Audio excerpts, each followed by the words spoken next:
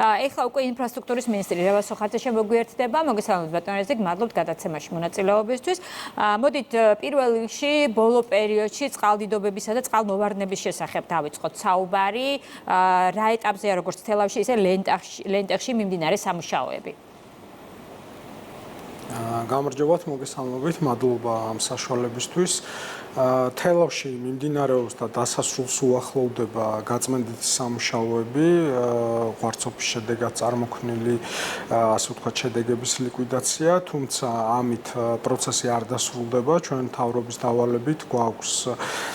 დავალება გვაქვს უпростоრად იმასთან დაკავშირებით, რომ მთლიანად მოწესრიგდეს აღნიშნული არხი, რომლის დაზიანებაც მოხდა დაწყებული სათავე ნაგებობებიდან, ეგრეთ წოდებული დამბებიდან, რომელიც უკვე ძალიან ცნობილი გახდა საზოგადოებისთვის ამ დამბების არსებობის შესახებ და ჩვენი სამინისტრო აქტიურად მუშაობს იმისათვის, რომ რაც შეიძლება მალე დასრულდეს პირველი ეტაპი გაწმენდითი სამუშაოები და გადავიდეთ უკვე შემდგომ ეტაპზე. ლენტეხშიც 2 დღის წინ ჰქონდა სიტუაცია, როდესაც ხიდი ჩაიხერგა და წყალმა დაიწყო გადმოსვლა ხიდზე, იქაც აქტიურად მიმდინარეობს გაწმენდითი სამუშაოები, წყალი უკვე კალაპოტშია მოქცეული და ეხლა ამჟამად მიმდინარეობს ხიდის მოწესრიგების სამუშაოები. ამ ეტაპისთვის გადაადგილების შეფერხება სხვადასხვა მიმართულებით არ არსებობს, თუმცა სამუშაოები რა თქმა უნდა გრძელდება.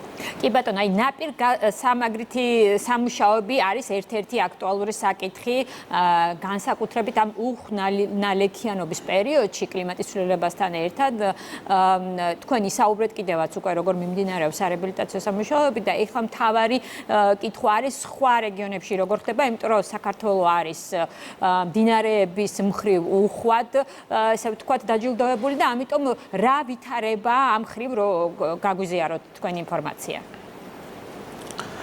დიახ, ამ მიმართულებით ნაპირსამაგრის სამუშაოები ძირითადად არის ჩვენი სამინისტროს პრეროგატივა. მე ერთი რამ მინდა აღვნიშნო. თელავში სტიქიის დროს მე თელავში ინტერვიუს დროს ვახსენე, რომ სტიქია ყველა ქვეყანაში ხდება და სამწუხაროდ არ ვიცი რატომ ხელზე დაიხუეს ზოგიერთმა ეს გამოთქმა, თითქოს ესე არ იყოს.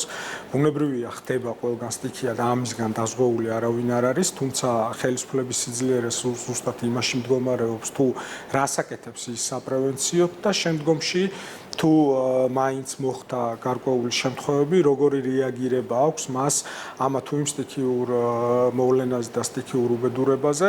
ჩვენმა ხელისუფლებამ კარგად ანახა მათ შორის თელავში თუ რა რეაგირება იყო და როგორი რეაგირება იყო და პირველ ყოვლისა ეს თელაველებმა დაინახეს. რაც შეეხება ნაპირსამაგრებს, ჩვენი სამინისტრო აქტიურად მუშაობს ამ თვალსაზრისით. წელს მაგალითად დაახლოებით 2-ჯერ მეტ თანხას ვხარჯავთ ნაპირსამაგრის სამუშაოებისთვის, ყველგან სადაც შესაძლო რისკის ზონა იყოს, შეიძლება იყოს, მომავალ წელსაც ანალოგიური ზრდის ტენდენცია გაგრძელდება, თუმცა რა თქმა უნდა შეუძლებელი არის, რომ ყველაფერი წინასწარ გათვალო, ყველა შესაძლო საფრთხე წინასწარ იყოს გათვლილი. თუმცა ჩვენ ვცდილობთ, რომ ამ მიმართულებით პროაქტიულები ვიყოთ და მაქსიმალურად დავიცვათ და მინიმუმამდე დავიყვანოთ ის ზარალი, რაც შეიძლება სტიქიამ გამოიწვიოს. კარგით, ეხლა მოდით სხვა საკითხებსაც შევეხოთ. შუა დერეფანი არის ქვეყნის განვითარების და ქვეყნის დღის წესრიგის ერთ-ერთი მთავარი საკითხი.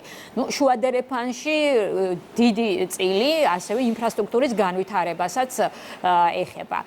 და აი მოდით ეხლა თქვენ გვითხარით, როგორ არის მზად ქვეყანა, როგორ იმზადება გაზრდილი სატრანზიტო ფუნქციისთვის, რა გამოწვევები რჩება და რა არის უკვე გაკეთებული?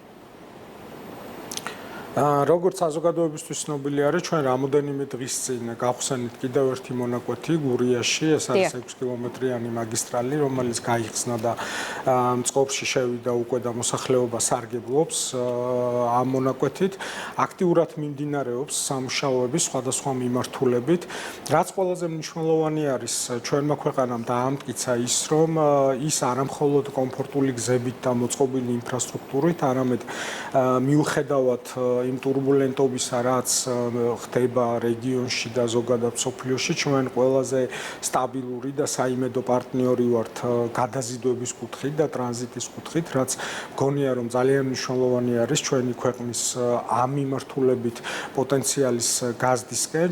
ჩვენ კი ჩვენის მხრივ აქტიურად მუშაობთ იმისათვის, რომ არ შეჩერდეს ეს პროცესი და მაქსიმალურად აქტიურ ფაზაში იყოს მაგისტრალების მშენებლობა, აქტიურად მიმდინარეობს როგორც აღმოსავლეთ დასავლეთის დერეფნის მშენებლობა და ჩვენ უკვე წელს გახსნილი გვექნება თბილისიდან ბათუმამდე მთლიანად მაგისტრალი 1 სამტრედიის ხიდის მონაკვეთის გარდა, უკვე სულ რამოდენიმე კვირაში დაიწყება სარფის 8 კილომეტრიანი გვირაბის მშენებლობა, ასევე აქტიურად მიმდინარეობს ჩრდილოეთის მიმართულებით საგზაო ინფრასტრუქტურის მშენებლობა, ეს არის კობი-ქვეშეთის და გველეთი ლარსის მონაკვეთები, ასევე უახლოეს პერიოდში გამოცხადდება სხვა მონაკვეთებზე ტენდერი, ასევე უკვე მიმდინარე ტენდერი გვაქვს რუსთავი წითელი ხიდის და რუსთავი სადახლოს მიმართულებით მაგისტრალის მშენებლობაზე და ასევე აქტიურად მიმდინარეობს კახეთის მიმართულებით სამშენებლო სამუშაოები, იქაც ახალ მონაკვეთებზე გამოცხადდება უახლოეს პერიოდში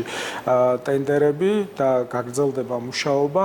ასევე პრემიერ-მინისტრის დავალებით ჩვენ დავიწყეთ სამტრედია ზუგდიდის ავტომაგისტრალის დაპროექტება, ეს ახალი მონაკვეთი არის, რომელიც არ იყო გეგმაში და დავიწყეთ უკვე ეს პროცესი და იმედი მაქვს, რომ სამშენებლო სამუშაოებზეც მალე გადავალთ. ასევე ახალი ინფორმაცია რაც არის ის, რომ ჩვენ ვიწყებთ სამხრეთის დერეფნის განვითარებას, ეს არის მარნეული ახალქალაქი ახალციხის მიმართულებით, რაც ვფიქრობ, რომ კიდევ უფრო მრავალმხრივ და დივერსიფიცირებულს გახდის იმ მაგისტრალებს, რომელიც ჩვენ ქვეყანაზე გაივლის, რაც კიდევ უფრო მეტ შესაძლებლობას გააჩენს ჩვენს ქვეყანაში ტრანზიტული ტვირთების გადაადგილებისთვის, მაგრამ ტრანზიტსაც რო თავი დავანებოთ, უბრალოდ ქვეყნის ეკონომიკური წინსვლისთვის და რეგიონების თანაბარი განვითარებისთვის ვფიქრობ, რომ ამას კრიტიკული მნიშვნელობა აქვს. ცხადია, როდესაც დაკავშირებადობაზე და შუა დერეფანზე ვსაუბრობთ, აქ ანაკლიის სპორტი არის ერთ-ერთი საკვანძო პუნქტი და ძალიან მნიშვნელოვანი გადაწყვეტილება მიიღო ხელისუფლებამ სახელმწიფო უშუალოდ თავად ააშენებს ანაკლიის სპორტს და სულ ცოტა ხნის წინ ცნობილი გახდა, რომ უახლოეს პერიოდში უნდა დაიწყოს სპორტთან მისასვლელი გზის მშენებლობა. მოდით, როდის დაიწყება და რა იქნება შემდეგი ეტაპი, რაშიც უშუალოდ თქვენი სამინისტრო იქნება ჩართული? ჩვენ პროექტი უკვე მზად არის აღნიშნული გზის, მიმდინარეობს ახლა მიწის გამოსყიდვების პროცესი და ასევე აქტიურ ფაზაში არის უკვე დონორებთან მოლაპარაკება და ჩვენ იმედი გვაქვს, რომ უკვე წელს პირველ ნაბიჯებს გადავდგამთ ამ გზის მშენებლობის კუთხით და ეს მართლაც ძალიან მნიშვნელოვანი ინფრასტრუქტურული პროექტია ზოგადად ქვეყნისთვის, სპორტს გულისხმობ და ჩვენი მხრივ პასუხისმგებლობა ჩვენი სამინისტროსზე არის საავტომობილო გზის მიყვანა აღნიშნულ ტერიტორიამდე და ამას აუცილებლად ძალიან ხარისხიანად და ძალიან სწრაფ ტემპებში განვახორციელებთ. კი ბატონო, რა თქმა უნდა, ეს ცალსახად ერთ-ერთი პრიორიტეტული თემაა ქვეყნისთვის, ისევე როგორც არანაკლებ პრიორიტეტულია სპორტული ინფრასტრუქტურის განვითარება და აი ამ ინფრასტრუქტურის განვითარების პერსპექტივას, გეგმებს თუ გაგვიზიარებთ, რომ გქონდეს არა მარტო მრავალფეროვანი, არამედ ხარისხიანი ინფრასტრუქტურა სპორტული განვითარების თვალსაზრისით. კი, ხარისხთან დაკავშირებით ზოგადად მე მგონი საზოგადოებისთვის უკვე ცნობილი არის ჩვენი დამოკიდებულება, რომ ხარისხთან დაკავშირებით ჩვენ აბსოლუტურად უკომპრომისოები ვიქნებით და ჩვენ ყველა ერთად ერთის მხრივ სამინისტრომ და მეორეს მხრივ ჩვენმა პარტნიორებმა, კერძო კომპანიებმა და კონტრაქტორებმა, ვინც ჩვენთან მუშაობს, უნდა მივახციოთ იმას, რომ რასაც შევქმნით, თითოეული თეთრი უნდა დაიხარჯოს საბიუჯეტო სახსრები ხარისხიანი ინფრასტრუქტურის შექმნაში. სხვანაირად ეს შეუძლებელი არის. რაც შეეხება სპორტულ ინფრასტრუქტურას, ჩვენ არა მხოლოდ სპორტული ინფრასტრუქტურის კუთხით, არამედ ძალიან ბევრი მიმართულებით მუშაობთ. ეს იქნება სასკოლო ინფრასტრუქტურა, ბაღები, თუ ასე შემდეგ, კულტურული ინფრასტრუქტურა, მაგრამ სპორტი მართლაც გამორჩეული არის იმ თვალსაზრისით, რომ უპრეცედენტოდ დიდი მასშტაბის პროგრამა მიმდინარეობს დღეს საქართველოში. ეს არის ტექნიკური სტადიონების მშენებლობა, საფეხბურთო ტექნიკური სარაგბო სტადიონების მშენებლობა, ეს არის მულტიფუნქციური ცენტრების დაპროექტება და უკვე წლის ბოლოსთვის დაიწყება სამშენებლო პროცესები, ასევე ეგრეთ წოდებული ტრიბუნიანი სტადიონების მშენებლობა და ეს არის მართლაც საქართველოს ისტორიაში უპრეცედენტო პროგრამა, მსგავსი მასშტაბის სამუშაოები ამ მიმართულებით არასდროს ჩვენს ქვეყანაში არ განხორციელებულა და მე ძალიან მიამაყება რომ ამის მონაწილე ვარ როგორც ერთი უბრალო მოქალაქე, იმიტომ რომ ძალიან მნიშვნელოვანი არის ეს არამხოლოდ სპორტული მიღწევების თვალსაზრისით, არამედ ზოგადად ქვეყანაში ჯანსაღი ცხოვრების პოპულარიზაციისთვის, იმისთვის რომ ჩვენი რეგიონები თანაბრად იყოს განვითარებული და ყველა სოფლის დაბის თუ ქალაქის მაცხოვრებელს შეეძლოს ისარგებლოს იმ სერვისებით რაც დღეს ალბათ უკვე ბუნებრივია და საბაზისო სერვისებს წარმოადგენს.